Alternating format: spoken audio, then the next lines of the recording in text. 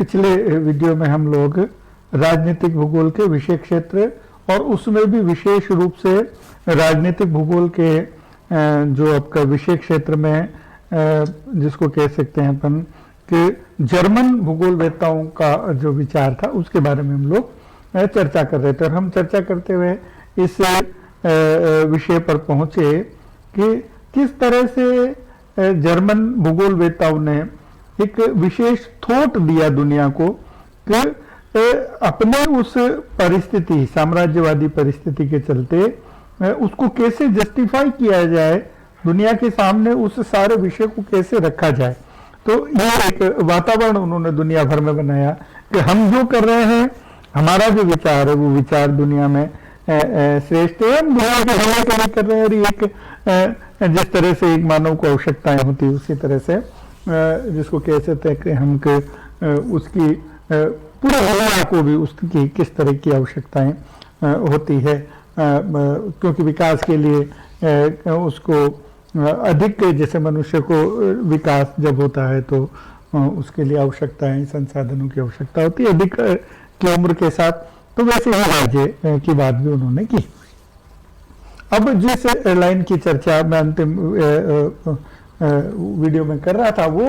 Line बड़ी रोचक line, आप इसको समझने का प्रयास करेंगे तो आपको ध्यान में आएगा कि किस योजना पूर्वक और बुद्धिमत्ता के साथ, चालाकी के साथ पूरी दुनिया को बेवकूफ बनाने का प्रयास किया है यूरोपियंस ने, विशेष रूप से जर्मन्स ने। कि वो ये कहते हैं कि राजनीतिक भूगोल, जो मूल भूगोल, राजनीतिक भूगोल जो भूगोल की एक शाखा है, वो वस्तुनिष्ठ है, वो सैद्धांतिक है, लेकिन भू राजनीति आत्मनिष्ठ दृष्टिकोण, मतलब आत्मा क्या कहती है, सैद्धांतिक दृष्टि से हम दुनिया के को दिखाने के लिए क्या है और हमारी आत्मा में क्या चल रहा है, हमारे अंदर क्या चल रहा है। तो अंदर जो चल रहा है वो राजनीतिक भूगोल है, मतलब हम अंदर से क्या चाहते हैं। जैसे बहुत सी बार ये होता है कि दुनिया के पर्सपेक्टिव में हम दिखाने के लिए, जैसे मैंने पहले भी कहा आप लोगों को कि ये यूरोपियंस दुनिया को दिखाने के लिए कि हम दुनिया का भला सोचते हैं, तो एक हाथ में इनके बाइबल थी तो दूसरे हाथ में इनके तलवार थी, तो जो बाइबल से बन जाए तो ठीक है, नहीं तो तलवार से बना लेंगे। तो दुनिया को दिखाने के लिए बाइबल को अपने आगे रखा कि भाई हम धर्म के प्रचार के लिए मिशनरीज को रूप में दुनिया भर में हम आए हैं। हम ये जो दक्षिण अफ्रीका महाद्वीप, ये एशिया के जो लोग पिछड़े हैं, जिनका ज्ञान नहीं है, उन लोगों को हम ज्ञान बांटने, शिक्षा देने, धर्म का प्रसार करने, प्रभु ईसा मसीह दुनिया के सबके कल्याण के लिए बना। अब वो बिल्कुल अलग थॉट था, वास्तव में एक जो भगवान ईसा का जो थॉट था वो पता नहीं क्या था, और ये अपने स्वार्थ के लिए किस तरह की बात को रखे। तो वो जो आत्मा में जो आपके चल रहा है, आपके अंदर जो गंदगी है, आपके अंदर का मनुष्य जो एक साम्राज्यवादी सोच रखता है, उस साम्राज्यवादी सोच को कैसे न्याय संगत बनाया जाए दुनिया के लिए, तो इन्होंने बाइबल को हाथ में ले लिया। तो वही बात है कि हम दुनिया भर के संसाधनों पर कैसे कब्जा कर दुनिया को कैसे लूट सकते हैं। और आप लोगों ने देखा है, कई बार आपने किताबों में पढ़ा होगा, पिक्चरों में देखा होगा कि किस तरह से अंग्रेजों ने इस भारत पर जुल्म किए हैं। उन्होंने इस देश को लूटा खसोटा है, उन्होंने इस देश के संसाधनों का जो शोषण किया है विद्रोह के बजाय, तो वो आप भारत ही नहीं पूरे दुनिया में। और आपको जानकर ताज्जुब होगा कि इस उपनिवेश काल में ही कहीं भी जानवरों की, संसाधनों की मंडियां आपने लगती हुई देखी, जानवरों की इंसानों की मंडियां हैं वो लगा दी इन सब लोगों ने मिलकर मुगल काल में। ये बात ठीक है कि ये जो आपके मध्य एशिया के जो देश थे, इनके यहाँ भी इस तरह के गुलामों की खरीद फरोख्त होती थी, लेकिन एक पढ़े लिखने वाली 17वीं 18वीं सदी में, जिसको हम कहते हैं कि जब शिक्षा का विकास दुनिया में पहुंचने लगा, तो उस काल में भी मतलब गुलाम खरीदे जाते थे इन जहाजों को चलाने के लिए। क्योंकि अब आपको एक बात ध्यान में रखनी पड़ेगी कि एक नई क्रांति जहाज के रूप में, पानी के जहाज के रूप में, जब से आपका क्या कहते हैं इसको, पानी का जहाज, भाप का इंजन का आविष्कार हुआ, तो जो मानव पहले जिस तरह से उसको चलाते थे नावों को, उसके बजाय अब जब नावों के माध्यम से पूरे विश्व पर जैसे कब्जा करने की जो बात थी, तो उनको वो आदमी चाहिए थे। तो इन्होंने वो आदमी जो चप्पू चला सके, जो नाव चला सके, तो इसकी खोज भी एक बहुत बड़ा इनके सामने टास्क था। कम प्रगति तो करेंगे, लेकिन नाव जो संसाधन हम दूसरे देशों से लाएंगे, उनको भरकर नावों के अंदर, तो उस जहाज को चलाएगा कौन, क्योंकि सालों की यात्रा हुआ करती थी। तो ऐसे इंसान इनको चाहिए थे जो बलिष्ठ भी हुआ करते थे। तो अफ्रीका के जो लोग, आपको लगता है कि बेचारे उस प्रकृति ने उनको इस तरह का बलिष्ठ बनाया, तो उन लोगों को इन्होंने बेवकूफ बनाकर, चाहे धर्म के नाम पर बनाया, चाहे तलवार के जोर पर बनाया, बनाकर पूरी दुनिया से इन्होंने अपने यहाँ इकट्ठे किए, उनकी मंडी लगाई।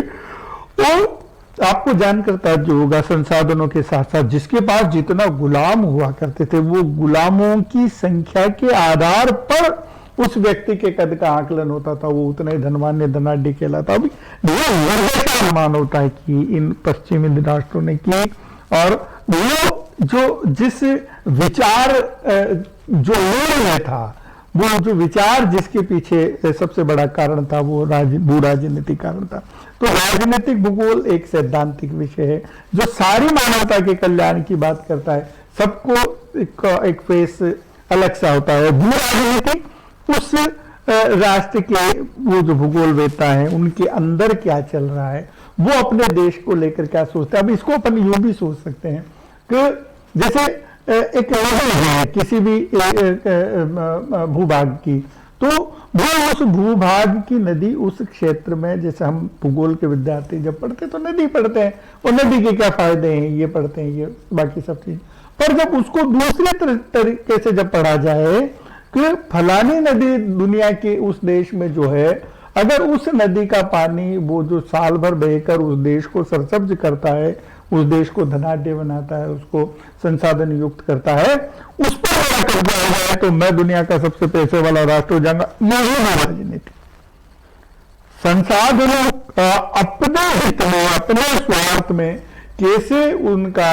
अध्ययन किया जाए, कैसे उनका दुरुपयोग किया जाए, कैसे उन पर आधिपत्य स्थापित किया जाए, यह भी राजनीति है। मुख्य रूप से अब आपको समझ में आने लगा होगा बात की, धीरे धीरे इस बात को पूरे जर्मनी वासियों ने कैसे अपने जो नाजी शासक थे, और विशेष रूप से जैसे हिटलर की अपन चर्चा करेंगे तो उसके सोचने का तो तरीका ही दुनिया में बिल्कुल अलग था, और उसने सारी दुनिया को इसी दृष्टिकोण से देखा, और सारी दुनिया पर कब्जा कर मैं दुनिया का सबसे शक्तिशाली राष्ट्र कैसे, राजा कैसे बनूं, राष्ट्र जर्मनी को कैसे बनूं। मेरी जो जर्मनी है उसकी रेस ही अलग है, वो दुनिया पर आधिपत्य करने के लिए पैदा हुआ, वो दुनिया पर शासन करने के लिए पैदा, हम दुनिया की सर्वश्रेष्ठ रेस है। ऐसा कर उन्होंने ऐसे कई विषय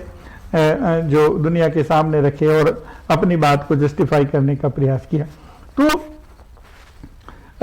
अब इस जैसे ये सारी चीजें हैं, उनका जैसे क्षेत्रीय दृष्टिकोण से उनका क्या महत्व है। जैसे पिछले दिनों अपन ने देखा, अभी भी देखते हैं हम लोग, जैसे हिंद महासागर पर सारे लोग कब्जा करना चाहते हैं। अगर हिंद महासागर पर किसी का कब्जा या अधिकार है तो वो दूसरे क्या कहते हैं, क्योंकि आज भविष्य के जो संसाधन हैं वो संसाधन वहां है, पेट्रोलियम है, दूसरे सारे खनिज संसाधन है। तो दक्षिण जो चाइना का क्षेत्र है उस पर सारी दुनिया के, तो कोई भी क्षेत्र, भौगोलिक क्षेत्र जो है वो संसाधन की दृष्टि से और खनिज की दृष्टि से ले लीजिए, या और कोई भौगोलिक कारणों की भौतिक दृष्टि से अगर शक्तिशाली है, तो वो कैसे है, इन सबको राजनीतिक दृष्टि से जिसे पढ़ा जाना एक राजनीतिक भूगोल का दृष्टिकोण हो सकता है। लेकिन मेरा देश इन संसाधनों पर कब्जा कर इन पर आधिपत्य कर कैसे दुनिया की ताकत बन जाए, ये भू राजनीति है। तो इन भू राजनीति में अपने को जैसे युद्ध कैसे किया जा सकता है, और सैन्य संचालन की क्या योजनाएं हो सकती है, ऐसे जो कुल मिलाकर जिसको आप एक शब्द में अगर हम कहना चाहेंगे तो वो ये है कि उसमें साम्राज्य कैसा मैं स्थापित करूं, एक राष्ट्र दूसरे राष्ट्र पर कैसे अधिकार कर सकता है और क्यों करूं। सबसे बड़ी बात है, ये कोई सेवा का भाव लेकर अगर आप और ये गए हों तो आप हमारे मन में अगर ये बात हो तो इस बात को हमको निकाल देनी चाहिए। शुद्ध रूप से व्यापार, और व्यापार भी नहीं, शुद्ध रूप से आधिपत्य कैसे उन लोगों पर स्थापित करना, क्योंकि सामरिक दृष्टि से और युद्ध की दृष्टि से यूरोपियन देश बाकी के विश्व से एक कदम आगे चले गए, तो क्योंकि उनके पास तोपें थी, उनके पास बंदूक थी, उनके पास जहाज थे, ताकि एक राष्ट्र से दूसरे राष्ट्र पर विकास कर सके। एक पीछे का दुनिया बिल्कुल ऐसी थी जिन्होंने कपड़े पहनना भी नहीं शुरू किया था, बिल्कुल भाषा की दृष्टि से, सांस्कृतिक दृष्टि से बिल्कुल पिछड़े थे। तो उन लोगों पर कैसे योजना बनाकर, कैसे अधिकार स्थापित कर कर अपने देश को कैसे आगे ले जाया जाए, कुल मिलाकर ये जो चीज है इसको अपने को मानना पड़ेगा। इसलिए उन्होंने सामरिक महत्व के दुनिया भर के स्थान खोजे, संसाधन युक्त स्थान खोजे, और उसके लिए बहुत बड़ी जनसंख्या का जैसे आवर्जन हुआ दुनिया में कई राष्ट्रों में, और आज भी आप देखेंगे यूरोप के कई राष्ट्र नागरिक आपको दूसरे राज्यों में व्यापार की दृष्टि से ये प्रतिस्थापित मिलेंगे। तो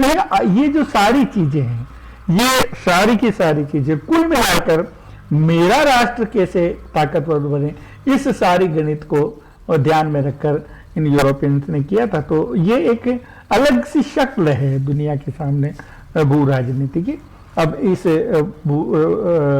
राजनीतिक भूगोल के विषय क्षेत्र को हम यहीं खत्म करेंगे। अगले जो हमारा वीडियो होगा, अगला जो हमारा क्लास होगी, उसमें हम राजनीतिक भूगोल की जो परिभाषाएं दी हैं उन पर मैं आपके सामने चर्चा करूंगा। धन्यवाद।